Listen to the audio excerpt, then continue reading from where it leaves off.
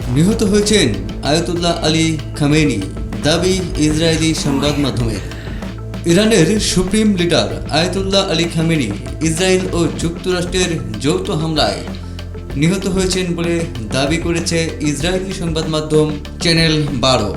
নাম প্রকাশে অনিচ্ছুক একটি সূত্র বলেছে, তাদের কাছে আসা খবর ইঙ্গিত করছে খামেনি নিহত হয়েছেন, তবে এ ব্যাপারে আনুষ্ঠানিকভাবে এখনও কোনো তথ্য জানা যায়নি। এর আগে চ্যানেল 12 এক প্রতিবেদনে জানিয়েছিল, তাদের সূত্রের খবর অনুযায়ী খামেনি হামলায় অন্তত আহত হয়েছেন। এখন তারা গোপন সূত্রের বরাতে তার মৃত্যুর কথা বলছে। এর আগে মার্কিন সংবাদ মাধ্যম নিউ ইয়র্ক টাইমস স্যাটেলাইটের একটি ছবি প্রকাশ করেছিল। সেখানে দেখা গেছে খামেনির প্রাসাদ যৌথ হামলায় পুরোপুরি ধ্বংস হয়ে গেছে। চ্যানেল 12 বলছে, কয়েক ঘন্টার মধ্যে ইরান খামেনির একটি ভাষণ প্রকাশ করতে পারে, তবে সেটি হামলার আগে রেকর্ড করা বলে দাবি তাদের। সংবাদ মাধ্যমটি আরও দাবি করেছে, আজকের হামলায় ইরানের সরকার এবং সামরিক বাহিনীর উচ্চ পদস্থ কর্মকর্তারা ব্যাপক ক্ষয়ক্ষতির শিকার হয়েছেন।